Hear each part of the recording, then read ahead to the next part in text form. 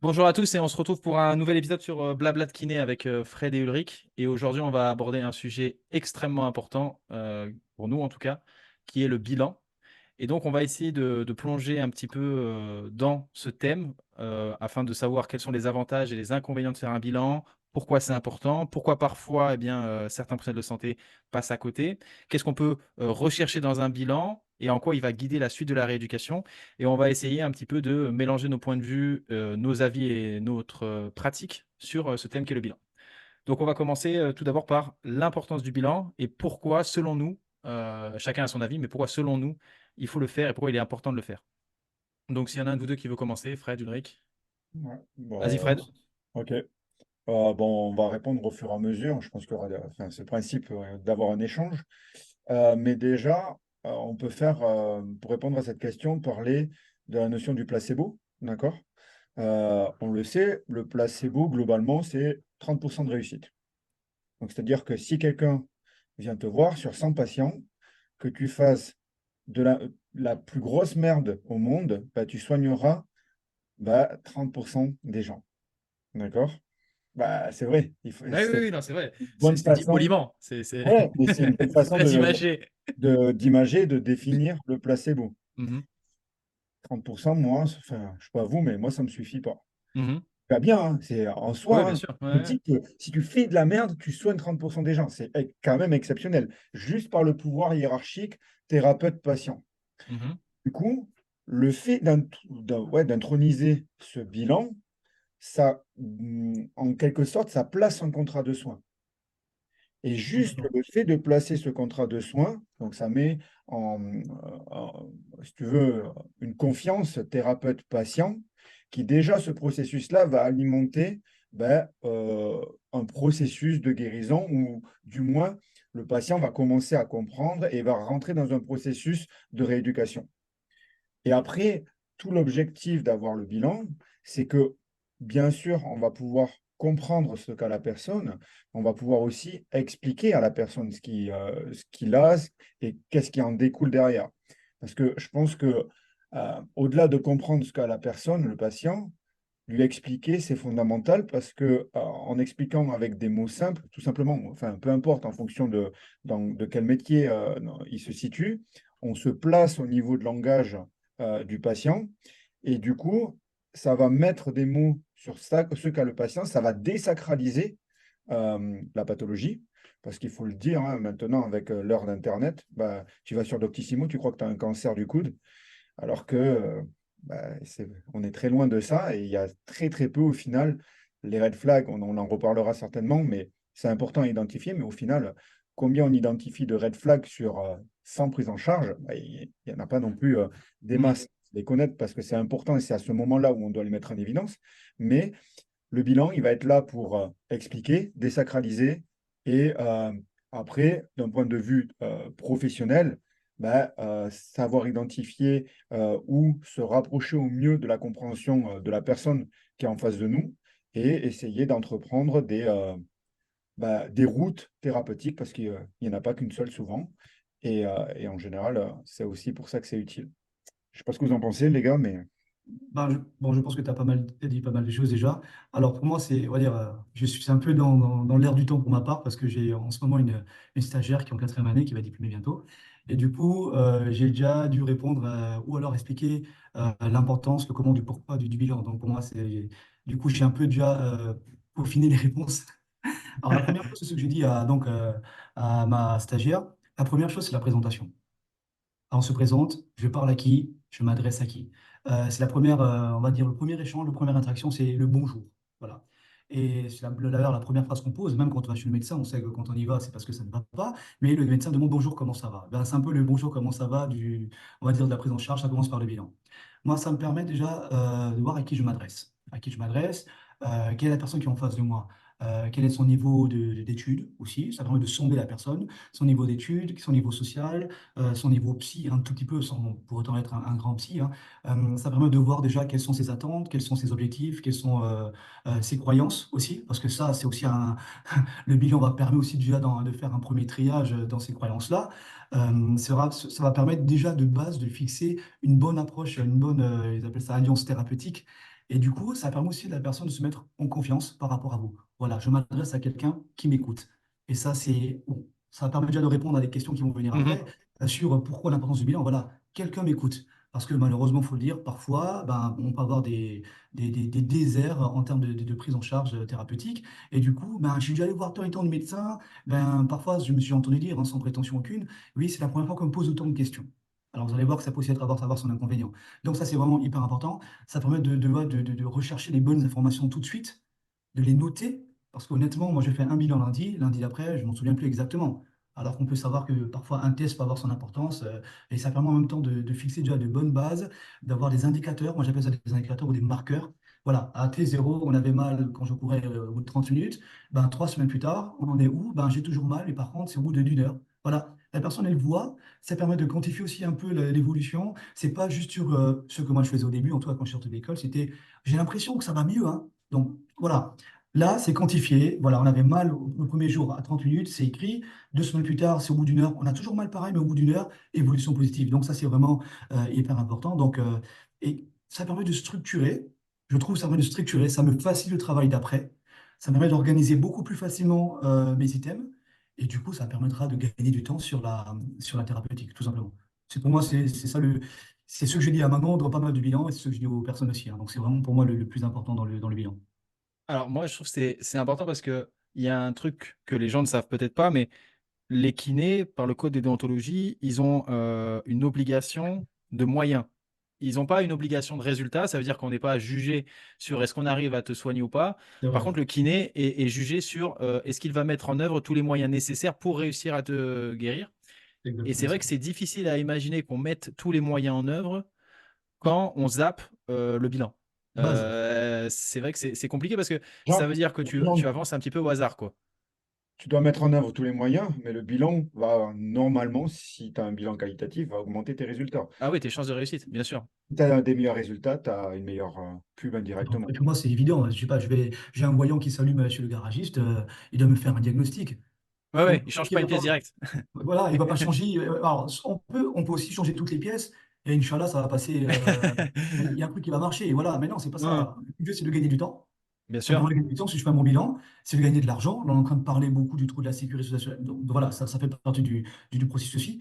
Et puis, la personne, complètement, voilà, si j'ai fait 20 kinés, ça ne marchait pas, et grâce à vous, je dis pas que ça a tout changé, mais si déjà il y a une évolution positive, alors que ça fait 10 ans que j'ai des douleurs chroniques, et surtout que j'arrive à refaire des choses, même sous la douleur, mais que je n'arrivais pas, ou j'avais peur de faire, ben, c'est déjà une évolution positive. Et comme a dit Fred, l'effet placebo, ça en fait partie. La confiance, d'ailleurs, ça fait partie complètement de BP, hein. C'est-à-dire que c'est l'acceptation de la thérapie par le patient. La personne, si elle n'est pas en confiance, si on n'a pas écouté, on n'a pas un truc très structuré, ben moi, ben, c'est un énième kiné que je vais voir, je ne fais pas confiance, ben voilà, ça ne marchera toujours pas. Il y a de fortes chances que ça ne marche pas. Et je pense que le bilan, ça permet aussi, comme dit les Fred, de désacraliser certaines choses, certaines peurs.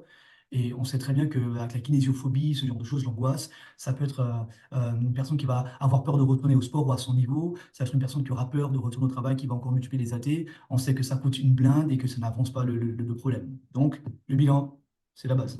Bah, là, D'ailleurs, il y a deux choses importantes que tu as dit, enfin que vous avez dit. La première, c'est quand tu parles, Ludwig, d'introduire et de se présenter. Puisque moi, ça me fait penser à quand j'étais stagiaire, euh, dans un cabinet qui n'est pas forcément un cabinet qu'on référencera comme de haute qualité. Il y avait enfin, il y avait beaucoup, beaucoup de patients pour un seul kiné.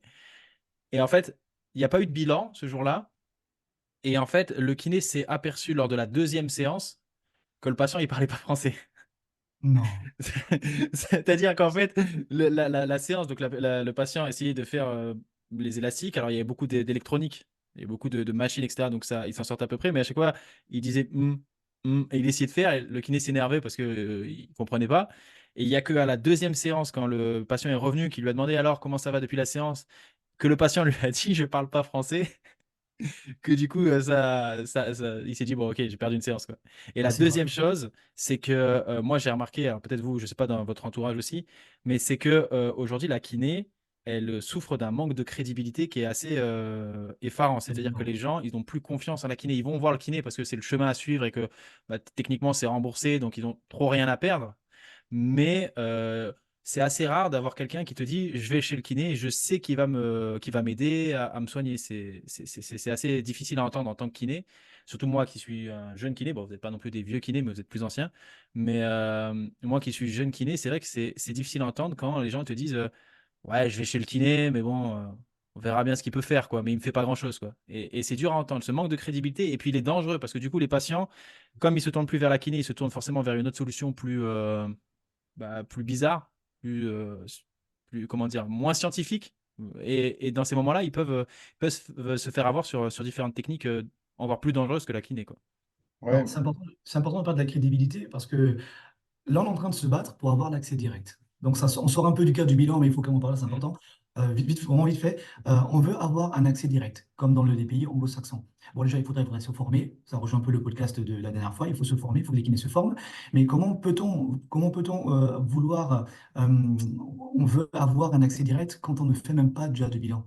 Ah ouais, c'est clair. Accès direct, je rappelle pour ceux qui ne connaissent pas trop, ou ceux qui vont écouter le podcast, c'est je vais voir directement le kiné parce que je pense qu'il est formé et qu'il peut me prendre en charge correctement pour ma pathologie sans passer par le médecin. C'est ce qu'on aspire, en tout cas, c'est ce que certains kinés, on essaye de faire. Mais le problème, pour ça, il faudrait faire un bilan. Je viens, j'ai un problème, je dois faire, c'est du coup, c'est le kiné qui fera ce triage-là et qui va éventuellement référer en fonction de son champ de compétences, si ça rentre ou pas dans son cas de champ de compétences. Mais pour ça, je suis désolé, il faut faire un bilan. Voilà, ça c'est la base. De qualité. Ouais, Fred. et en fait, ça soulève plusieurs points. En gros, ce que vous avez dit. Le premier point, c'est, je ne sais pas si vous vous souvenez, on en a parlé pardon, au premier podcast. La dernière étude sur l'intelligence artificielle a déclaré que l'intelligence artificielle était plus attentive que le médecin humain qui était en face des patients. Ouais, c'est Donc, triste. ah ouais, ça veut dire que bah, notre devoir, si l'intelligence artificielle est un super outil pour le diagnostic anatomopathologique. Parce que bah, c'est simple, hein, et c'est aussi l'autre point que je voulais rebondir. Moi, j'ai fait Kant, Ulrich, c'est pareil. J'ai un classeur, je pense, ou l'équivalent de 600 pages d'anatomopathologie. Et avoir un accès direct, ça demande des capacités de triage et du coup des connaissances en anatomopathologie. Bah, moi, je l'ai appris parce que j'en avais besoin pour valider mon examen. Ben, c'était du boulot, hein. Et Ouais, ouais. tout le monde n'est pas en capacité d'avoir cet accès direct déjà. Mhm. Deux, parce que ça nécessite des compétences qu'on appelle de triage. Mhm. Une des meilleures au monde, c'est Lynn Watson sur Et ça. Watson. Je ne sais pas si vous savez, donc Lynn Watson, c'est une des meilleures spécialistes mondiales sur l'épaule.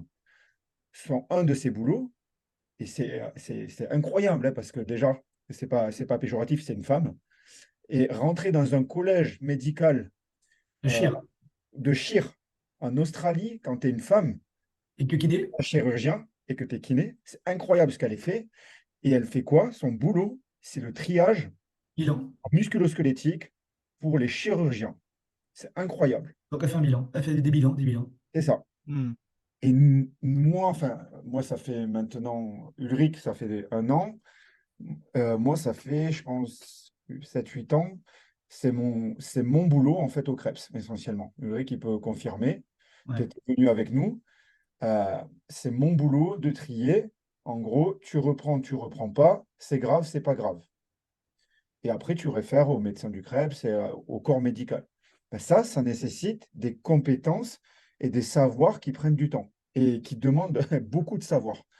Et au final, quand même, de l'expérience, parce que euh, en fonction de... Alors, on en reparlera après, les raccourcis, c'est pas bon, mais l'expérience te permet quand même d'avoir certains raccourcis indirects pour gagner du temps, parce qu'il y a des formats comme le Krebs, où parfois on est obligé de voir beaucoup de personnes Mhm. en avance. Mais ça, c'était le premier point. Et le deuxième point, c'était le point sur le triage. Donc voilà. Donc en fait, ça fait un point. Et Bah, du coup, on a déjà répondu à la deuxième partie, c'est-à-dire les avantages. On les a Voilà, cités tous alors les les avantages, avantages. mais non, on les a. Mais alors du coup, si c'est si évident que ça, entre guillemets, que le bilan est nécessaire, la question est pourquoi certains thérapeutes Alors, je vais te le dire ça. zappent? C'est simple, c'est simple. Ça demande du temps. Ça demande du temps. Ça demande des connaissances. Alors, il n'y a pas Ça la vidéo, demande... mais Fred nous montre le signe de l'argent. Oui, mais forcément, time is money. Le temps, c'est de l'argent, donc ça va jouer. Ça Ouais. demande du temps. Ça demande de mobiliser des connaissances. Donc, ça va lutter contre la paresse intellectuelle. Mhm. C'est sûr que quand on fait 30-40 patients par jour, ça va être un peu compliqué de mener un bilan à bien et de voir, voilà, ça c'est. Donc ça demande du temps. Mais si ça demande du temps, ça demande du coup de ne pas enchaîner les patients. Du coup, c'est moins d'argent qui rentre aussi. Plein de choses comme ça. Et parce que aussi, certains ne se sont pas à l'aise ou capables, ou certains ne sont pas formés, ne sont pas mis encore à jour, et encore des bilans qui étaient très bien à l'école, mais on sait très bien qu'ils ne sont plus suffisants ou nécessaires, ou alors qu'ils sont dépassés en termes de mise à jour. Donc, c'est ça un des inconvénients, c'est que le bilan, ben, il faut se mobiliser en termes de connaissances. Après, C'est l'autre aussi pour inconvénient, ça c'est aussi que. ce triage qui est compliqué. Pardon. Le triage, il est compliqué. C'est pas évident. Après, de la dit, ça mobilise des connaissances. Voilà, comme l'a dit, il y a plein de. Moi, j'ai fait un cursus sur 3 ans. Sur 3 ans, ben, oui, le bilan, premièrement, je le fais jamais, rarement tout en une fois, parce que malgré les 1 heure que j'accorde au bilan, parfois, c'est pas suffisant. D'accord? Parce qu'il y a beaucoup d'informations et moi, je dois faire le tri. Il y a des patients, c'est plutôt simple. Il y a des patients, au contraire, il faut essayer de les calmer parce qu'ils racontent tout, parce que ça va un peu dans tous les sens et c'est pas évident de. Donc, c'est un des inconvénients du bilan aussi. C'est pas facile. Alors, avec un peu d'expérience maintenant, on sait rebondir un peu plus facilement. On se permet aussi de stopper assez facilement un patient qu'un jeune diplômé, tout ça. Donc, c'est vraiment, pour moi, c'est ce que je note comme inconvénient au bilan. Et puis, ça peut faire peur. Voilà, est-ce que je vais bien faire? Est-ce que je vais pas passer à côté de red flag et compagnie? En gros, un peu la politique de l'autruche. Je ne fais pas, je ne vois pas, donc ça passe. D'accord. Pour moi, c'est Toi, ça. Fred, t'en penses quoi? En fait, c'était pas un aparté, mais c'est en rapport. Mais c'est pour ça que moi, je milite. Alors, soit sur ta façon de travailler Val, soit sur une kiné c'est malheureux, mais à deux, voire trois vitesses. Pourquoi il y a des médecins spécialistes qui sont mieux rémunérés qu'un médecin généraliste? Le médecin généraliste, c'est pas méchant, mais il est généraliste. C'est-à-dire qu'il est capable de répondre correctement à un grand, grand nombre de pathologies. Le Mhm. spécialiste, ben, comme dit, il est spécialisé, mais il sera du coup beaucoup plus pointu dans un domaine. Mhm. Parce que son domaine de compétence est plus important dans ce domaine-là, il a étudié plus dans ce domaine-là, et du coup, il gagne plus. C'est aussi pour ça que il y a, je pense, des choses à revoir sur ça, mais c'est un autre discours. Mais ça, c'était quand même important à souligner. Après, concernant les inconvénients, pour moi, il ne devrait pas y avoir d'inconvénients au bilan, à part, justement, comme Eric l'a dit, cet aspect ben, soit financier, soit d'avoir peur de mal faire. Si c'est un aspect financier, ben, tu es seul avec toi-même pour Ouais, c'est ta conscience. C'est toi et ta conscience, quoi. sens. Si tu as peur de faire, ben, forme-toi. Mhm. Mhm. On lui ouvre des points de départ d'information. Ouais, ouais. Non, mais moi, je pense effectivement qu'il y a, on va dire, trois raisons au fait qu'on puisse zapper le bilan. La première, elle me paraît évidente, c'est évident. Alors, quoique, alors moi, je suis pas dans le système, donc je m'y connais pas aussi bien que vous, mais le bilan, c'est revalorisé, donc c'est coûté plus cher, techniquement. Oui. C'est combien un bilan? Alors, si tu fais une séance classique, on va aux alentours de 19 euros, les bilans pareil. Le bilan, c'est 20 euros? Ouais, à C'est peu ouais, près 20 euros, c'est 10,7, 2 fois 2, c'est 21 euros même, je crois. Un 21 truc comme ça. euros, comme ça. Ah ouais, d'accord. Ouais, bon, ok. Mais du coup, alors Bah, imagine, non mais oui, oui, on bah, n'a pas tes tarifications, monsieur Valentin. effectivement. Non. Mais par contre, mais tu as raison, c'est complètement ça. Du coup, là, on me permet, si je bâcle mon bilan, on me permet quelque part en une séance d'avoir le double. Ouais, ouais, ouais, c'est sûr. Alors, du coup, le calcul est vite fait. C'est-à-dire que là, au lieu de faire 1 heure comme Ulrich, ben, je fais 30 minutes, ça me fait 2 séances en une. Ben, voilà, c'est aussi simple que ça. Ouais. Donc, ouais, il y a probablement une raison financière donc, qui va avec la gestion du Bien temps, sûr, bah, kiff bien kiff. sûr. Et après, ouais, je pense qu'il y a la mobilisation intellectuelle, parce que c'est dur de faire un bilan. Pour moi, c'est la partie la plus dure de la rééducation. Entre savoir faire un bilan et savoir adapter derrière les exercices quand ça fonctionne pas, pour moi, c'est les deux parties les On est plus d'accord. compliquées. Complètement ça. Pour moi, c'est la même chose. Et après, ouais, il y a peut-être cette peur de mal faire qui va avec le point précédent, qui est peut-être le manque de connaissances ou le fait de ne pas avoir la bonne réflexion, etc. Mais là, on rejoint le côté, il faut se former, il faut le faire quand même. C'est pas une justification suffisante, quoi, je veux dire. Oui, oui, c'est Et il sûr. y en a qui résument la personne dans la pathologie aussi, hein. Donc, ils font des micro-bilans, mais moi, j'appelle pas ça des bilans. C'est le coup de gueule de Fred. Allez, on est parti. Nous avons les 10 minutes du coup de gueule de Fred. Non, Vas-y, mais c'est Fred. vrai. Ou alors, tu sais, le tableau classique de tendinopathie, par exemple, et du coup, hop, il s'engouffre dans la partie active, mais la Hmm, tendinopathie, elle peut être secondaire à plein de choses, tu vois. hmm. Euh, et du coup, au lieu d'utiliser un marteau pour planter des clous, il prend une enclume, tu vois. Du coup, il prend une. Ouais, Belle j'ai la image. ref. J'ai la ref. Alors, du coup, si on part du principe qu'on fait le bilan et qu'on a les compétences pour et qu'on s'est formé, Et qu'est-ce qu'on recherche dans le bilan d'après vous? Enfin, vous, qu'est-ce que vous recherchez? Vas-y, Vaste Ulrich, question. je sens que c'est quelque chose qui peut te chauffer, ça. Qu'est-ce que tu Non, recherches dans un bilan, ça toi? peut chauffer tout le monde. Ben, comme dit, ben, c'est un peu ce qu'on disait au début, quel est le pourquoi le faire. En fait, on va encore, c'est un peu redondant, mais voilà, c'est ça. Ben, la première chose, c'est pourquoi la personne elle vient me voir. Mhm, Le but du jeu, c'est que la personne, elle reparte avec des solutions. À mhm. plus ou moins long terme. Naturellement, on aimerait tous soigner en non-séance, mais on sait bien que ce n'est pas possible. Il y a un temps de cicatrisation parfois qui est incompressible. Donc, déjà, ça, objectif du patient, elle vient pourquoi? Raconter son histoire, comme dit, quelles sont ses croyances, quelles sont ses attentes. Il y a, dans la notion du bilan, il y a déjà aussi un début, on n'en parle peut-être pas assez, un début d'empathie. Là, je pense beaucoup à tout ce qui est thérapie cognitive et compagnie. Et là, on sait que ça joue énormément. Le fait de pouvoir comprendre et essayer de se mettre à la place, la personne, elle dit, voilà, j'ai de la considération, on m'écoute. Et ça, comme on disait avec Fred, l'effet placebo, ben, ça permet encore d'exacerber cet effet placebo-là. Ça, c'est hyper important. Donc, pourquoi écouter la personne, objectif, attendre. Et quelque part, c'est aussi gratifiant pour nous de se dire, waouh, on a réglé un problème. La personne a galéré depuis pas mal d'années et ça fait du bien à son ego un peu personnel de se dire, oui, je suis arrivé. Voilà, c'est pour ça que moi, je fais le bilan aussi. Ben, tout simplement, à la base, il y a une personne qui est avec un problème, une problématique. Qu'est-ce que je mets en place pour pouvoir régler ces problématiques? Et c'est ce que je vais rechercher lors de ce bilan-là. Et Aussi simple que ça. quelles infos, justement, tu vas chercher? Quelle info? Donc, tu veux Alors, que je fasse un bilan sans là? être trop C'est exhaustif, évident. sans être exhaustif, Alors, les quelle infos info? Bah, principales. Ouais. simplement, alors les infos, on va vraiment essayer de vraiment être comment, assez large. Les infos, je m'adresse à qui? La personne, de niveau, au niveau de compétition. Est-ce que je vais avoir une même rééducation chez un mec qui a mal à l'épaule mais qui est peintre dans le bâtiment que celui qui a soulevé ses courses ou qui a fait un déménagement ponctuellement une fois dans la semaine? Ou alors la personne qui reste devant Netflix et qui s'est malheureusement fait mal à l'épaule parce qu'il a fait un peu son jardin à arriver des beaux jours. Donc à qui? Maintenant, la personne, qu'est-ce qu'elle a? Donc je vais savoir sa douleur. Est-ce que c'est une douleur qu'il a depuis 10 ans? Est-ce que c'est quelque chose de aigu? Est-ce que c'est quelque chose qui est chronique? Naturellement, la thérapie n'est pas la même. Où est-ce que ça se situe? Est-ce que c'est juste une région? Est-ce que c'est plusieurs régions? Voilà. Et quand est-ce que les douleurs arrivent? Est-ce que c'est plutôt nocturne? Et voilà. Il y a plein de choses comme ça. Les infos aussi pour enlever les red flags. Est-ce que j'ai des douleurs qui sont inexpliquées? Est-ce que j'ai aussi une perte de poids? Quels sont les amènes complémentaires on en parlait après, j'ai vu sur le Mm, truc. mm. Quels sont les amènes complémentaires qui ont été mis en œuvre? Les antécédents? Est-ce qu'il a déjà vu d'autres kinés? Qu'est-ce qui a marché? Qu'est-ce qui n'a pas marché? Est-ce qu'on est en phase à ça? Bah, il y a plein de choses en fait. Du coup, c'est une question un peu vaste. Mhm. Et puis surtout, les douleurs, ce que je recherche énormément moi, j'ai mal quand je fais ça. Qu'est-ce qui fait mal? Qu'est-ce qui augmente la douleur? Qu'est-ce qui diminue la douleur? Même, alors, du coup, je demande tout et n'importe quoi. Je dis, n'hésitez pas. Alors, moi, j'ai déjà mon petit listing en fonction de la pathologie. Ça, c'est ma petite expérience en tant que kiné. Et de se dire, bon, voilà, il a mal quand il fait ça. D'abord, très neutre. Qu'est-ce qui vous déclenche de l'heure? Qu'est-ce qui augmente de l'heure?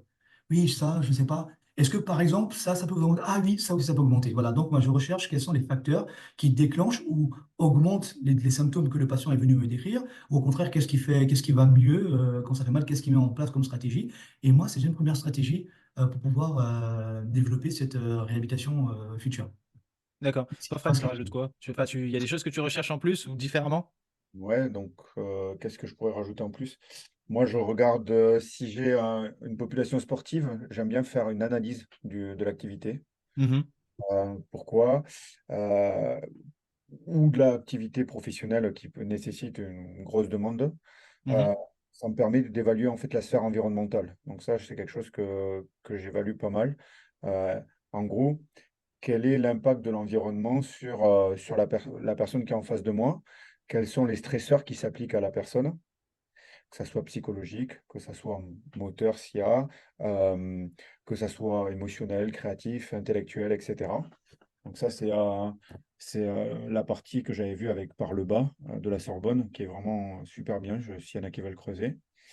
Et il y a aussi sur la sphère psychosociale, par exemple, j'avais fait une Fred et revue, la sphère psychosociale, hein.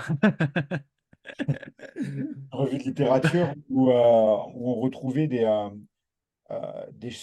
plutôt des infos pertinentes. Quelque chose que je ne fais jamais, je sais qu'Ulrich, à un moment, il en faisait, mais je crois qu'il a arrêté depuis, les questionnaires. Ouais. Je ne fais plus du Vous tout. n'utilisez pas de questionnaire, vous? Moi non Alors, je plus, hein. sais pourquoi. Euh, Bah, c'est simple.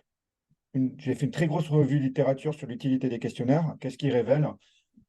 Facile, je regroupe toutes les études, je lis à peu près, et on retombe sur à peu près 60% d'utilité des questionnaires.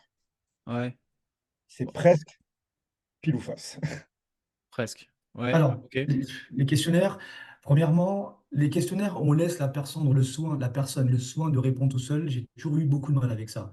Parce Ok. que comment la personne elle a compris, on va parler encore du niveau d'études et naturellement du niveau social et compagnie.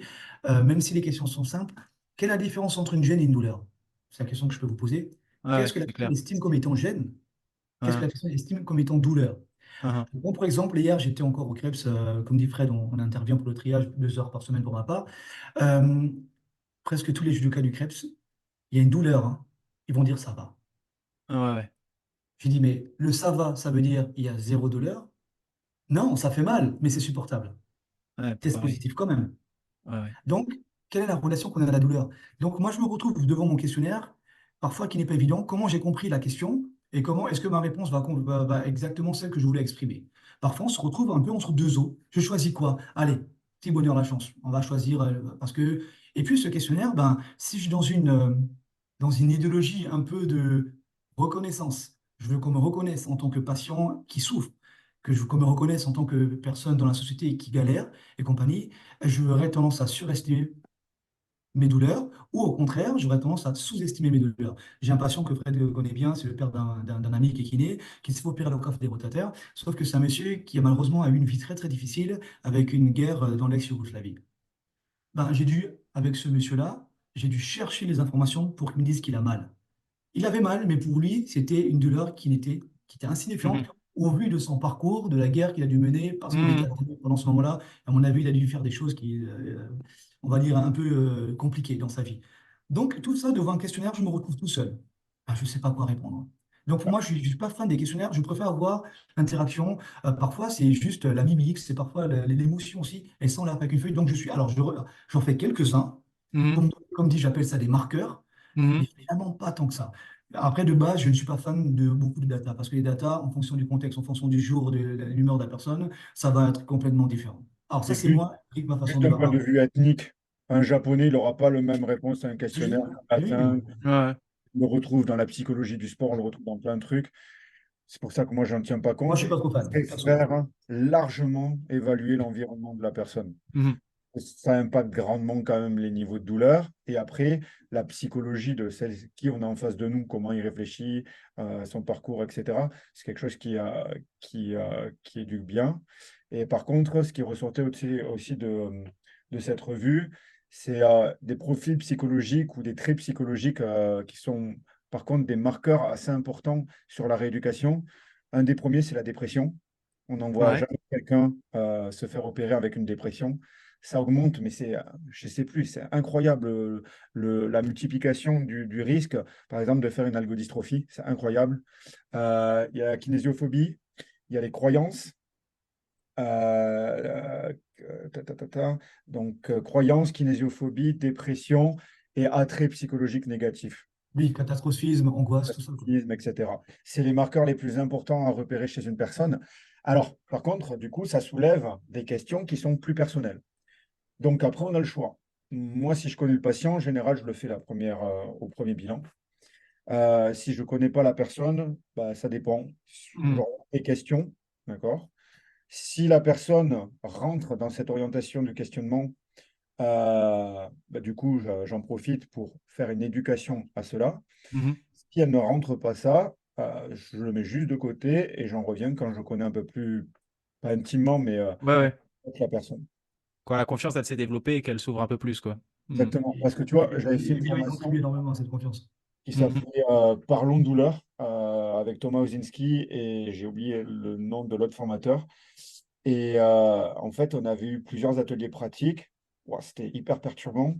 On devait, en fonction d'un contexte pathologique, on avait plusieurs bilans, en gros des cas cliniques, hein, si tu veux. Mhm. Et on n'était pas là pour résoudre les cas cliniques, on était là pour communiquer patient-thérapeute et en fonction de la communication, on avait des effets différents sur l'acheminement du bilan derrière. Et du coup, il t'apprenait à développer un vocabulaire, un comportement et une communication euh, qui, euh, qui, en fait, plaçait le bilan déjà dans une reproductibilité et dans dans un contexte où le patient, il était ouvert à la réponse, si tu veux. Parce que, comme l'a dit Ulrich, il y en a plein. Alors, c'est bien hein, qu'ils fassent des bilans. Et après, qui oriente le bilan. Et ça, c'est. Ouais, Et le ouais. pire truc que j'ai vu, je ne le citerai pas, mais Non, tu vas pas citer. je ne citerai pas. De toute façon, il est retraité, donc on s'en fout. Mais, Ouais, mais tu vas pas citer quand même. mais c'était horrible parce que il dramatisait avec les patients dans le bilan. Ah oui, alors ça c'est pas. Ouais. Parce que tout à l'heure on parlait de désacraliser. Si c'est pour faire l'inverse, c'est pas dingue, ouais. Oh, bah, qu'est-ce qui se trouvait? Bah, ça fait 40 ans qu'il avait les mêmes patients Ouais. Pratique. et c'était horrible. Voilà. Ouais. Donc ça, il Ouais. faut surtout pas faire. Il faut placer une ouverture, moi j'appelle ça une ouverture de parole, dans lequel le patient, il doit s'engouffrer dedans, mais en ayant un discours neutre. Tu dois pas dire, est-ce que ça fait plus mal? Tu dois dire, comment est ta douleur? Est-ce qu'elle est pareille? Moi, je fais toujours la même chose. Pareil, plus ou moins. Hmm. Comme ça, tu es toujours normé. Mhm. Et tu Mhm. n'orientes pas le discours. Parce que sinon, tu ne peux pas savoir si tu orientes le discours, tu orientes la Ah oui, personne. oui, bien Là, il sûr, est bien pas sûr. plus. Bien sûr. J'ai regardé rapidement là sur la formation que tu disais, la Parlons douleur, parce que tant qu'à les citer, autant qu'on Je cite sais les pas si elle deux. existe encore. C'est alors il semblerait que ça existe. Alors c'est Thomas Osinski, donc ça c'est Oui, celui que tu as dit, et l'autre ça semble être Yannick Bardet-Cabusson. ah, C'est Voilà. ça, c'est Je sais pas ça. si on prononce comme ça, je m'excuse Non, c'est auprès de ça, c'est lui, mais exactement ça. Bardet-Cabusson. Voilà. Donc ça c'est pour ce que tu disais par douleur. Donc du coup la question qui vient ensuite, c'est que bon là on a vu que bon le bilan était important. On a vu un petit peu ce qu'on devait rechercher dans le bilan. On a vu un petit peu ce que vous faisiez, ce qu'on fait. Parce que alors moi, pour ceux qui ne savent pas, Fred et Ulrich ont fait partie de mes formateurs pendant que j'étais à l'école de kiné. Donc c'est vrai que forcément j'ai appris avec eux, donc j'agis un peu comme eux. Pas au même tarif, comme l'a précisé Ulrich, mais j'agis comme eux. pour la Côte d'Azur. On n'est pas Monaco, nous. Et du coup, c'est quoi du coup pour vous les différentes étapes du bilan? Les différentes étapes. Alors, vous ne faites pas les mêmes bilans exactement. Pour avoir assisté au bilan Oui, oui, avec vous différemment, vous ne faites pas les bilans de la même oui, façon. oui. Déjà parce que vous n'avez pas forcément la même population en tant que, euh, en tant que patient. Donc, du coup, on commence avec Ulrich. C'est quoi? Alors, sans forcément trop les développer, mais les différentes étapes qu'on retrouve dans ton bilan quasiment Alors, systématiquement. pour moi, et c'est ma vision de la chose, on doit avoir un bilan standardisé on doit avoir un tronc commun à tous les Mhm. bilans. Comme dit, on revient encore qui, quoi, vous avez quoi, qu'est-ce que la douleur, comment elle apparaît, à quel moment ça apparaît, où exactement la douleur apparaît, quels sont les symptômes qui aggravent, quels sont comment dire, les mouvements ou les choses qui aggravent ou qui, au contraire, qui améliorent la douleur. Je pense que ça, on devrait avoir ce tronc commun-là pour standardiser au moins le bilan. Après, en fonction de nos affinités, en fonction de nos expériences aussi, c'est aussi ça le BP, hein, c'est l'expérience du thérapeute, d'accord, c'est pas que les études, en fonction de nos affinités, en fonction de notre façon de, comment dire, notre aisance à faire telle technique en fonction de nos formations. On n'a pas forcément la même formation, d'accord? Il y en a qui vont faire plus la technique Mackenzie, mais Mackenzie, c'est pas, tout n'est pas mauvais, tout n'est pas bon. En TMO, tout n'est pas mauvais, tout n'est pas bon. Mhm. Kinesport, voilà. Bien sûr que c'est jamais tout dans tout noir, il y a des bonnes choses à prendre. En fait, moi, je vois ça comme un sac à outils. Un tournevis plat peut quand même tourner un plus cruciforme, tel que le cruciforme sera un peu plus performant. Voilà. Et en fonction, on va faire des choses un peu différentes avec les outils qu'on a. Ben, faut utiliser le maximum d'outils possibles. Là, les formations viennent nous aider. Mais du coup, par rapport au bilan, moi, il y a un tronc commun. Et après moi, Ulrich, je suis plus influencé par le cursus de thérapie manuelle orthopédique que j'ai effectué Mhm. chez Captain, voilà, en cursus lent. Je suis aussi plus influencé maintenant par rapport kinésport chez Canif que j'ai fait à Canif Lyon Formation automatiquement. Et j'ai aussi une population qui va viser plus les crossfitters parce que j'ai pas fait le crossfitter et que j'ai beaucoup plus de crossfitters. Les judokas, je me suis aussi mis, ça c'est grâce à Frédéric Mhm. qui m'a lancé là-dedans, où j'apprends aussi certains termes, je vais regarder certaines vidéos, je vais analyser, donc à mon niveau aussi par rapport à ça. Du coup, c'est ce que je recherche vraiment dans un bilan, c'est le tronc commun. Et après, je vais adapter. Mais moi, ce que je fais énormément, c'est reproduction des symptômes. On a quelque chose, j'ai mal quand je fais un squat, il faut que tu me montres ton squat. Mhm. Et tu Mhm. montres son squat, ok, on va essayer d'arranger ça, tac, tac, tac, on reteste. Est-ce que c'est mieux? Est-ce que c'est pareil? Est-ce que c'est pire? Si ce n'est pas le cas, on change encore quelque chose. Moi, c'est vraiment test, je mets en place quelque chose et je reteste. En fait, c'est ce qu'on devrait, pour moi, pour ma part, faire dans plein de choses. Là, on parle du bilan déjà un peu plus physique. Voilà, est-ce que quand je mets en tension là, ça déclenche des douleurs? Ah oui, ça fait déclencher des douleurs et quand je fais ça, c'est mieux. Ben voilà, on a déjà un petit axe de travail. Donc pour moi, c'est comme ça que je vois le bilan, sans rentrer dans trop de détails. Ouais. Et toi, Fred? Ouais, c'est un chouï différent, je pense. Bah, j'espère bien. Oui, Sinon, oui. ça n'aurait pas d'intérêt. Il y a des choses communes, mais il y a des choses où je Ouais, suis ouais. vous en accord, je vous expliquerai pourquoi. Euh, Du coup, le bilan, moi, il y a toujours un précepte, et ça, c'est quelque chose qui a changé pas mal ma vie. On l'a déjà dit dans le premier podcast, c'est les 4 accords Toltec. Euh, Petit bouquin qui est sympa à lire, hein. Et il y a un des accords, c'est ne jamais supposer. Et ça c'est un petit peu la phrase que je garde toujours au creux de ma tête quand je fais mon bilan. J'explique juste ma pensée. Pourquoi? Parce que il y a des formateurs qui font pas du tout ça, par exemple, et ça ne veut pas dire que ce que je fais, c'est la vérité, hein. C'est, je donne juste ma vision des choses. C'est, par exemple, dans les formateurs que j'ai eus à SFMA de Gray Cook, j'utilise plus du tout. Alors, le bilan de SFMA, il y a des choses sympas à apprendre, mais je n'utilise plus le raisonnement, on va dire. Pourquoi? J'aime pas l'avancée algorithmique, c'est-à-dire par boîte. En gros, j'explique, tu as ça, du coup, tu as une boîte qui s'ouvre et du coup, ça te donne ça, ça ou ça. J'aime pas cette avancée-là, justement par rapport à ce fameux accord, ne jamais supposer. Parce que dans la boîte qui s'ouvre, cette boîte, elle peut être cause primaire ou cause secondaire. Du coup, ça peut t'amener à supposer. Et si tu supposes et que c'est la cause primaire, bingo, bah, tu as trouvé le truc, du coup, tu as gagné beaucoup de temps. Le problème, c'est si cette boîte, elle est cause secondaire, bah, ça ne veut pas dire que tu ne vas pas soigner la personne, tu vas la Mhm. soigner, mais tu vas la soigner momentanément et pas Mhm. durablement. Donc, j'aime pas cette avancée algorithmique.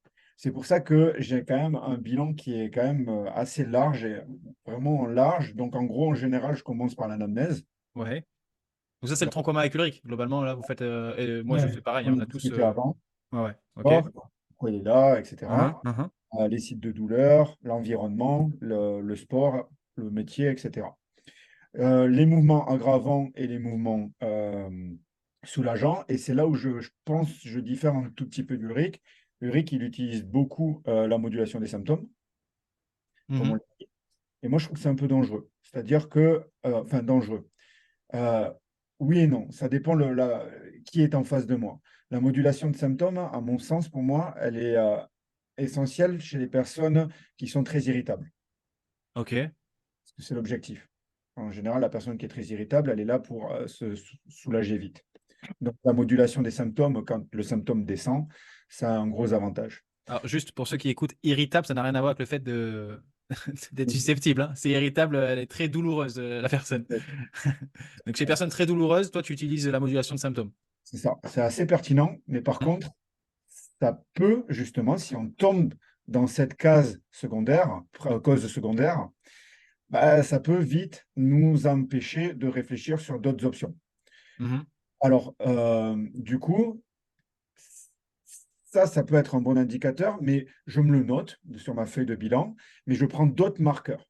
Et il y a quelque chose que je pense qui est fondamental dans le bilan, et ça, par contre, Ulrich, il le fait super bien, c'est la convergence des données.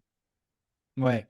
Tu as ta modification des symptômes. Comment tu as fait pour modifier la personne qui est en face de toi? OK, ça, c'est une convergence. Mais je vais utiliser d'autres convergences. Mhm. Exemple, alors moi, j'ai fait le gros cursus aussi, donc Kant en thérapie manuelle, qui m'a beaucoup influencé. Et dans le bilan de Kant, moi, j'ai intégré le bilan de ProFTS spécialiste. Ah, Mhm. ce que moi, j'ai pas fait, c'est ce qui me manque. Et du coup, dans le bilan de ProFTS spécialiste, l'objectif, c'est de comprendre biomécaniquement la personne qui est en face de nous. Mhm. Donc, pareil, ça, c'est une convergence. Mhm. Et cette convergence-là, ben moi, je vais la combiner à une autre convergence qui sont les clusters de tests classiques. Alors, j'ai expliqué juste ce que c'est les clusters de tests. En orthopédie, en kiné orthopédique, et c'est la même chose en médecine orthopédique, un seul test est pourri. D'accord? Ouais. On doit regrouper un ensemble de tests pour augmenter la valeur diagnostique. Donc, si jamais, donc Val, il connaît ça par cœur, Ulrich aussi, si jamais il y en a qui font des stats, c'est valorisé par ce qu'on appelle le ratio de vraisemblance, le likelihood ratio, positif et négatif. Et on va prendre le positif. En kiné, on sait que globalement, si on est déjà à plus que 5 en positivité, c'est pas mal. Si on est en plus de 10, ouah, ça commence à être solide. Fort. Donc, l'objectif des clusters, c'est d'avoir un LR positif, donc un ratio de vraisemblance positif, qui se rapproche au moins de 10, voire qui le dépasse largement. Et il y a plein de clusters qui sont à 10, 20, 30, 40 pour certains. Mhm. Donc, moi, j'utilise ces clusters-là. C'est facile, hein, on les retrouve dans des bouquins d'orthopédie ou dans des études pour augmenter aussi ma convergence. Et donc, par exemple, je te prends un truc tout con. Si je vois que, je ne sais pas, au niveau de mon infraépineux avec ProFTS, ça bloque. Si par exemple, dans mes clusters de tests sur l'épaule, il y a mon infraépineux qui ressort, OK. Ah, ça fait 2 fois l'infraépineux qui revient. OK. Je fais ma modification des symptômes. OK. On voit que, par exemple, si je fais de l'isométrie sur mon infraépineux, bah, ça diminue grandement ces symptômes. OK, putain, ça fait quand même 3 fois qu'il revient. Ah, Mhm. on oriente vers mon infraépineux. D'accord, ok. Là, et il me reste globalement 2 convergences. Euh, donc, il y a les tests de preuve test spécialistes qui, globalement, en fait, et se dédoublent. Il y a le bilan biomécanique, comment bouge ma personne, Mhm. local, régional, général. Et il y a aussi comment ma boucle, si tu veux, proprioceptive fonctionne. Est-ce que, en gros, le cerveau est capable de bien faire le mouvement euh, que la personne doit réaliser? D'accord? Donc ça, c'est mes 2 autres convergences. Et les dernières, c'est pour pas avoir cet aspect uniquement biomécanique, c'est, on va dire, la sphère psychosociale et comment dire, la façon dont la personne bouge et la désensibilisation, si tu veux, de mes tissus qui rentre un petit peu dans ma modification des symptômes, parce qu'on le sait, tout n'est pas que biomécanique et parfois ça peut être juste intéressant de charger les C'est tissus. ce que je voulais que tu dises. C'est Ah, tout n'est pas voilà, que biomécanique. Voilà, c'est ça. c'est ce qui nous fait la différence par rapport au bilan de Fred. Alors, il n'y a pas de bon ou mauvais bilan. Comme dit, ça dépend vraiment des affinités de la personne, des formations, et si on est à l'aise avec telle ou technique ou pas technique. Le problème, c'est que parfois, on veut un peu trop rechercher exactement la cause biomécanique pour certains, ou alors la structure exactement, mais sachant que finalement, parfois, la rééducation est un peu la même. Est-ce que la question qu'on peut se poser, que je me pose souvent et on se pose, qu'on devrait se poser, est-ce qu'on doit absolument tout tester? Et parfois, dans certaines recherches biomécaniques, on veut absolument tout tester. On va tester le droit fémoral, on va tester le truc. Et je trouve que parfois, c'est un peu une perte de temps. Est-ce qu'il ne faudrait pas mieux cibler?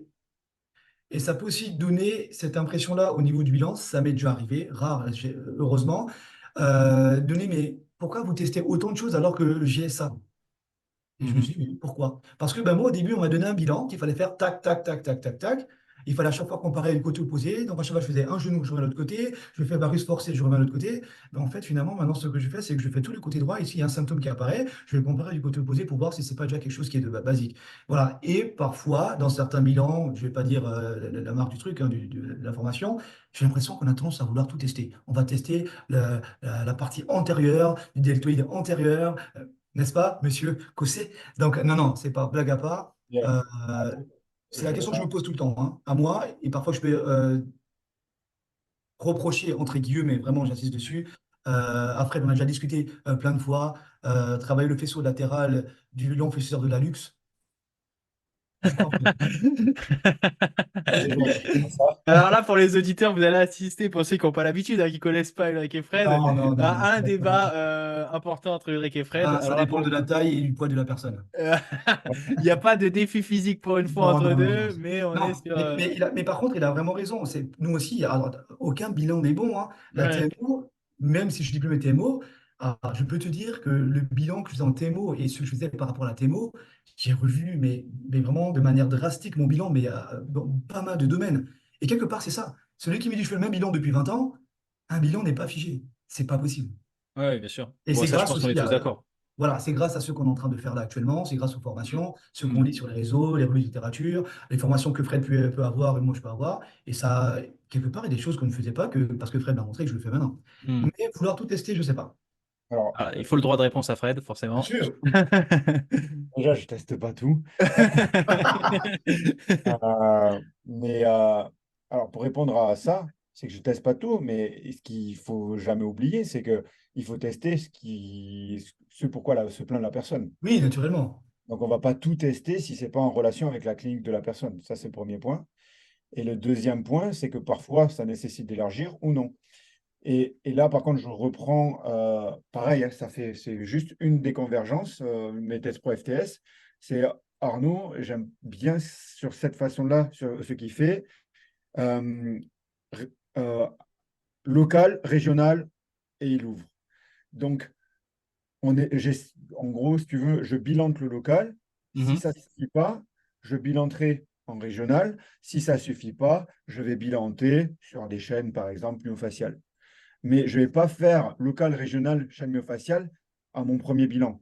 C'est-à-dire, et c'est ça qui est important, c'est la notion d'adaptabilité du bilan au fur et à mesure de la progression Bien euh, sûr. de la réhabilitation.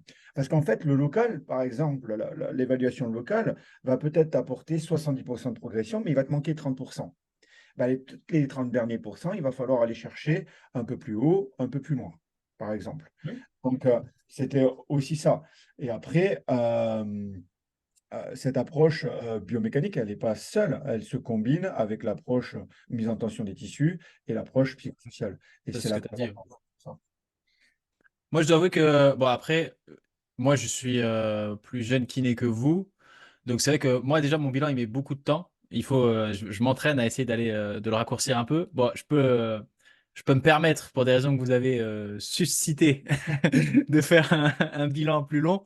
Mais c'est vrai que, bon, l'anamnèse, moi, je sais que l'anamnèse, j'ai beaucoup appris avec Ulrich, donc elle ressemble énormément à celle d'Ulrich, mon anamnèse. Et après, parce que j'ai une affinité particulière avec. Alors, j'ai les tests de pathologie, on va dire, où je fais mes clusters comme Fred l'a énoncé. Et après, c'est vrai que moi, j'ai une affinité particulière sur le système FRS. Donc, je vais venir tester localement chaque articulation pour voir un petit peu les fonctions défaillantes. Et là, c'est là où Fred a déteint sur moi, où j'ai été amené dans le côté sombre, le côté obscur de la force. C'est que je finis par les tests Pro FTS sur l'articulation, en tout cas sur les tissus qui pourraient être en lien avec la problématique qui a été amenée par le patient. Donc c'est vrai que ça, le fait de tout faire, ça fait un bilan qui est long, voire peut-être trop long. Moi, je vois que des fois, les patients, ils en arrivent au test Pro FTS, ils sont au bout de leur vie, ils ont presque envie de partir. Mais donc, il faut que j'arrive à le raccourcir. Mais c'est vrai, et c'est là où, à mon avis, je rejoins la problématique d'Ulrich, et je pense que ça touche beaucoup de jeunes kinés, et moi j'en fais partie, hein, donc je me mets dans l'eau, Oh, où moi aussi, pour se c'est ça. rassurer quelque part, et c'est un peu ce qu'on a donné au début dans les problématiques du bilan, pour se rassurer, on se sent obligé de tester vraiment beaucoup de choses, et c'est une problématique qu'on va aborder juste après, c'est que du coup, ça fait beaucoup de bruit, et on a tendance à perdre le signal. C'est-à-dire qu'on a tellement C'est testé. beau. C'est C'est ça. beau? Ouais. J'aime bien dans chaque podcast essayer d'en placer une comme ça. Euh, non, c'est vrai que du coup, on a tellement d'informations qu'après, aller chercher l'information utile, ça devient plus complexe. C'est pour ça qu'il faut Donc coller ça, c'est à pas forcément évident. l'anamnèse. Comment? C'est pour ça que c'est fondamental de toujours coller à l'anamnèse. Oui, Mhm. absolument. Ouais, et d'y revenir. Mm. C'est ça. Et c'est d'où les points de Alors, convergence. quand le bilan est trop lent, comme je t'ai dit, je l'ai dit un peu tout à l'heure, le bilan, parfois, ben, moi, même si on me paye que le beau bilan à la première séance, ben, parfois, il se continue en deuxième séance. Mhm. Parce que c'est moi qui vois la chose comme ça. Je fais le bilan. Malheureusement, il y a eu beaucoup d'informations, ou simplement le patient est venu en retard. Voilà, il est venu en retard, ou Ouais, moi, ouais, je ouais, c'est vrai. Mm. suis venu en retard. Donc, ça crame un peu le temps de faire les papiers. Parfois, l'ordinateur n'est pas disponible parce que j'ai déjà un collègue qui est là. Ça arrive souvent. Bah, du coup, le bilan ne peut pas tout effectuer. Et du coup, moi, je me permets d'arrêter le bilan. Je dis, bon, on va faire une pause dans le bilan. Par contre, je laisse toujours la personne repartir avec quelque chose. Des exos à la maison. Voilà. Je sais que ce n'est pas suffisant, mais je sais que le bilan va être complété la fois d'après. Un exemple tout simple, j'ai une personne qui vient parce qu'elle a mal au genou. Comme je dis, moi, j'aime bien regarder comment la personne se comporte. J'ai mal quand je fais ça, ça, ça, ça. Malheureusement, elle est venue, elle ne savait pas trop comment s'habiller. Elle est venue avec une tenue de ville et le bilan physique au gymnase avec les autres à côté était simplement impossible. Voilà. Elle vient avec une jupe, elle veut tester le genou. On peut faire des trucs, comment dire, des tests avec des mouvements type pro FTS. C'était pas possible. Bah, c'est pas grave. OK, on a une première problématique. Avec l'analyse, j'ai déjà ciblé, j'ai quelques hypothèses. On va déjà essayer ça jusqu'au prochain rendez-vous et me dire s'il y a une modulation. Est-ce que c'est mieux? Est-ce que c'est pire? Ou comment dire, ça ne change rien. Par contre, la prochaine fois, venez avec ça, avec vos trucs, vos chaussures, Mhm. éventuellement, et puis on va compléter le bilan. C'est comme ça que moi je fais. Alors, c'est pas tout le temps comme ça, mais ça m'est arrivé pas plus tard que, il y a 2, 3 jours. D'accord. Ouais, non, c'est une bonne stratégie, va, Fred. L'anamnèse, elle est puissante, hein. Elle donne, si on sait bien écouter les patients, il nous donne beaucoup d'informations pertinentes. C'est clair. Et, et après, moi, il y a un dernier truc, je pense qu'on pourra clôturer à peu près sur ça, c'est que ça, c'est tout récent. Val, je pense que toi, tu as l'habitude, parce que tu as pas mal discuté avec Loïs, euh, le- et c'est aussi un peu les attraits de Stéphane Morin. C'est en gros, on peut aussi voir le bilan sur rajouter des choses à tester de manière large. Mhm. Parce qu'on peut avoir des répondeurs différents. C'est-à-dire que si j'évalue Valentin aujourd'hui et si j'évalue Valentin dans 3 mois, dans un imaginaire pour la même chose, ben, il se peut que Valentin d'aujourd'hui ne réponde pas de la même façon à Valentin dans 3 mois. Donc, dans l'approche de la préparation physique de Loïs, il va tester plusieurs formats, on va dire, de travail, et il va regarder au fur et à mesure dans un entonnoir à quoi la personne répond sous 2, 3 semaines. Et ça, c'est quelque chose que je commence aussi à appliquer dans mes bilans, c'est-à-dire que j'ai mes points de convergence, OK, et par rapport à mes points de convergence, donc, ben, j'ai mes routes thérapeutiques qui se dessinent, et dans ces routes thérapeutiques-là, je vais définir des modalités de travail qui vont me servir en fait finalement de bilan pour voir à quoi et à comment surtout va répondre la personne qui est en face de moi. Et du coup, ça va peut-être m'orienter vers une route thérapeutique la plus répondante possible à l'instant T. Mais cette route thérapeutique-là, elle se peut que dans 3 mois, ça soit une autre. Change, ouais, bien sûr. Ah oui, ben, c'est pour ça que, Chose un qui truc tout bête, m'a, la qui première m'a- chose que je mets en place, c'est je mets la date. Je mets la date. Je dis Eh toujours oui. que, ben, en fonction de la personne, comment elle a dormi aussi avant, comment ça s'est passé la veille, elle a appris que son chien était malade et compagnie, ben, le bilan qui a été fait lundi n'est pas forcément le même bilan il y a 2 semaines. Et il est important parfois, alors c'est ce que je fais aussi, de revenir sur, pas sur tout le bilan, parce que premièrement, on ne paie pas pour ça, hein, et parce que Mhm. simplement ça prend du temps, de revenir sur certains points. Ça me permet, moi, de voir où j'en suis, de voir où le patient en est. Voilà, on avait ça, ça, ça. Vous n'avez pas répondu à comment dire, à cet exercice-là parce qu'il y avait ça qui n'était pas possible. On en est où aujourd'hui? Juste des premiers petits traits. Et ça, je sais que Fred, il le fait énormément. Et ça aussi, c'est un truc que j'ai beaucoup fait parce que, comme dit au départ, on mettait un bilan initial, un bilan final. C'est ce qu'on m'a appris à l'école. Fin. Ah ben, en Mhm. fait, pour le bilan, tu as un bilan initial. En fait, tous les jours, tu devrais faire une sorte de micro-bilan Un pour un point, truc. ouais, bien sûr. Voilà, on refait le point. Comment ça s'est passé après la dernière séance? On avait fait ça, ça, ça, ça. On avait vu au bilan que c'était comme ça. On a mis en place certaines choses, certains exos. On se voit une semaine plus tard. On en est où? C'est un bilan. C'est un petit truc, un questionnement. Ah, j'ai aussi remarqué que j'avais mal. Quand je fais ça, je ne vous ai pas dit ça la première fois. Voilà. Donc, le bilan, honnêtement, il n'est pas vraiment figé. Et tous au cabinet, on fait plus ou moins comme ça. Ouais, Et ça, c'est c'est hyper important. important. Ça prend 2, 3 minutes, mais ça, ces micro-bilans au cours finalement de la thérapeutique, on va dire, ça te permet en fait une autorégulation. Et ça, Complètement. C'est un feedback. C'est un feedback C'est sur ce que tu exactement ça. fais. c'est important. Et moi, je fais aussi des bilans de temps en temps intermédiaires. J'en ai fait encore un attends, on est quel jour? Vendredi, hier soir, avec une des patientes. Ça fait 1 mois et demi qu'on bosse, ou 2 mois. Et ben, ça permet de dire à la personne, voilà, bah, t'en es là. Pourquoi tu vas mieux? Pourquoi? On essaie de comprendre pourquoi tu vas mieux. Mhm, mhm. Je trouve qu'elle avait, je sais pas, je crois, 25 ou 30 items dans mon bilan. Elle en a plus que 5. Les bilans sont longs. Anti-thème. Non, mais après, il Non, prend mais, les quatre feuilles.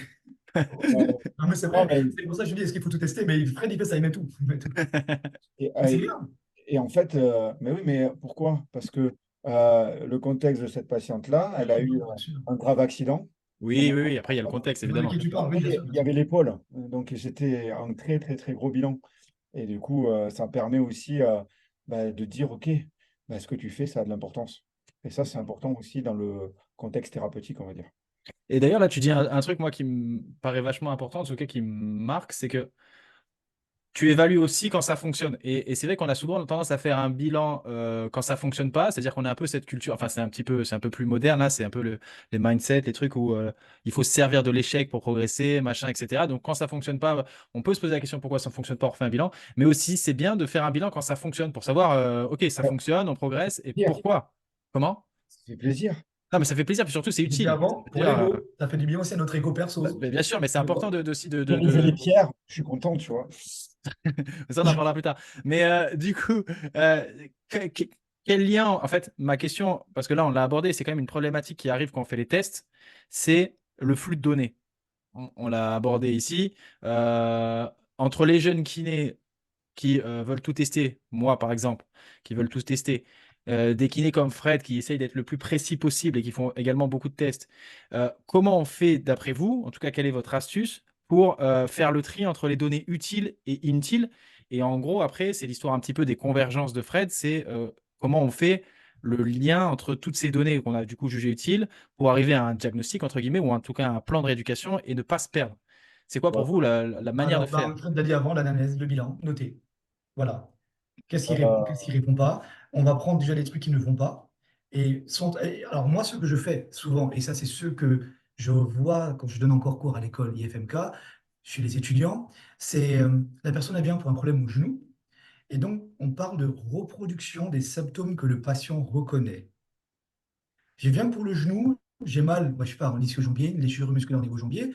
Et quand je fais le test, ah, j'ai aussi mal au niveau patellaire. Je peux le noter dans mon bilan, mais ce n'est pas ce pourquoi la personne est venue me voir. Mhm. Donc là, si on commence à noter tout ce qui ne va pas chez une personne, la prescription a été pour le genou, on va se retrouver avec un problème au niveau cervical. Mhm.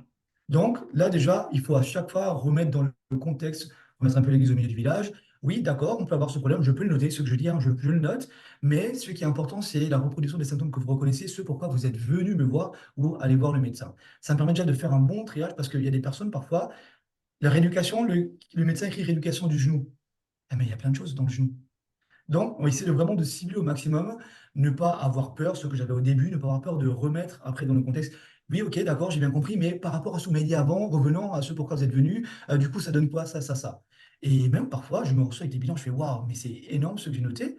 C'est là où les petits bilans vont venir faire le triage de ça. C'est comme ça que je fais. Mais même malgré ça, et puis moi, parce que j'aime bien parler, j'aime beaucoup parler.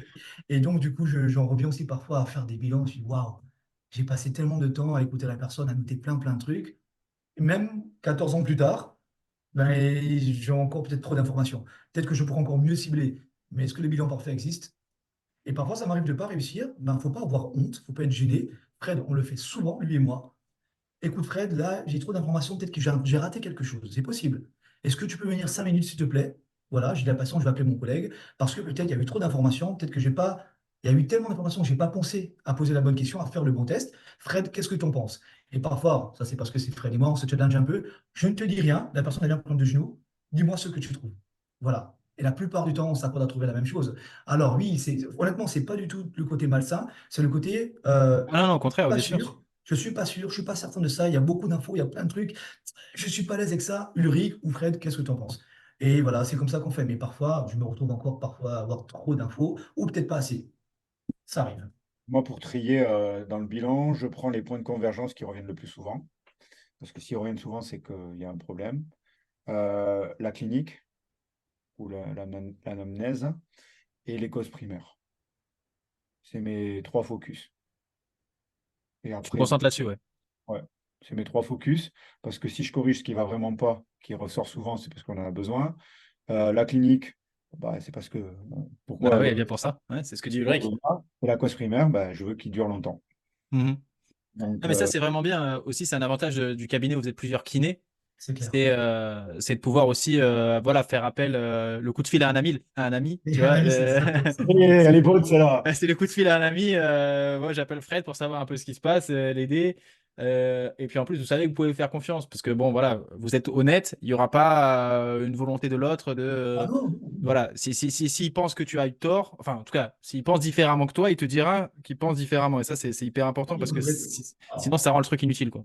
Aussi. Bon, après, même quand on le fait, on fait toujours un petit débrief en deux patients. Bien sûr. Oui, tu vois, Laurie, moi, j'aurais pu faire ça, j'aurais dû faire ça là. Il n'y a pas qu'avec Fred, avec les autres aussi, hein. Mhm. Par exemple, je sais qu'Alexandre, elle est moins à l'aise avec la thérapie manuelle. Oui, Ulrich, tu peux bien faire ça, ça m'est déjà arrivé. Et à Fred aussi. Écoute, Fred, honnêtement, je galère pour ce bilan. Il y a un truc que j'ai zappé. Et peut-être que toi, ton expérience pro FTS spécialiste avec la Mhm. musculaire, tu vas m'aider. On est déjà arrivé à faire. Oui, effectivement, on ne gagne pas plus. On perd même Mhm. pas de temps, mais c'est dans l'intérêt du patient. Et le patient, s'il est heureux, il va dire, oui, là-bas, les mecs ne sont pas foutus de ma gueule. Et en plus, allez, vas-y, allez-y, là-bas, on est bien traité. Fred, on a déjà fait plusieurs fois des bilans à deux.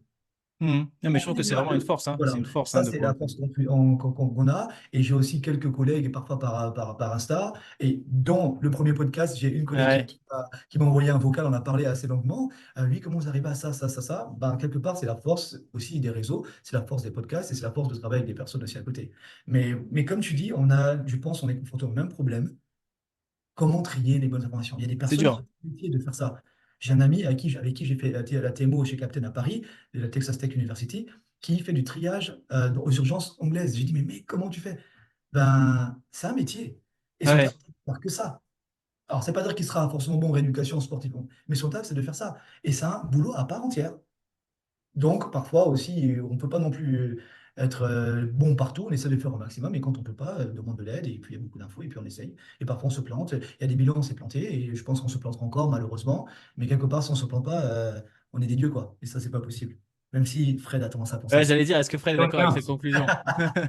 Est-ce qu'il est vraiment d'accord avec cette conclusion? Oh, bah oui, on fait tous des erreurs, hein. Oui, Non, non, oui. encore, c'est impossible, on n'est pas des machines. Mm. Et même les machines ne peuvent pas tout résoudre, donc c'est important. Et moi, je tiens à soulever un truc. Enfin, c'est ce qu'on fait là, pour moi, c'est important pour les autres kinés. Alors, et enfin, ce Et pour temps, nous, enfin moi personnellement, ouais, même pour nous, je veux dire, moi j'apprends énormément du podcast qu'on ce fait Oui, podcast, ensemble. oui. Bah, du coup, non, qu'est-ce qui s'est en passé? J'ai direct dû, au kiné, hein, ce podcast, il est gratuit, mais il devrait être payant. j'ai Ça y dû- est, voilà, ben Alors, ça, voilà. c'est moi. Ça, c'est Euh, ma façon de faire. Ouais, Moi, ouais. j'ai besoin de coordonner de mes idées. Ben, qu'est-ce que j'ai fait? Comme on a parlé avec la stagiaire, ben, du coup, ça me replonge de mes choses. Et Ouais, tu là, fais il y a des trucs, ouais. certaines choses que je me dis, ouais, mais du coup, ça fait longtemps que je devrais réintégrer ça dans mes bilans. Ben là, lundi, Mhm. nouveau bilan, je vais intégrer des choses que j'ai redécouvertes, que je Ouais, vais ouais. peut-être un peu zapper grâce au podcast. Non, mais c'est hyper important, ouais. Ah oui, oui, c'est oui. important, tu vois. Alors oui, on ne donne pas tout, mais par contre, ça ouvre des grosses idées vers les gens. Ils Ah vont ouais. pouvoir les creuser, s'intéresser. C'est aussi comme ça qu'on apprend. Comme on parlait de formation au début, bah, les compétences, ça se travaille. Et je trouve que bah, il y a des choses pertinentes qui ont été dites, quoi.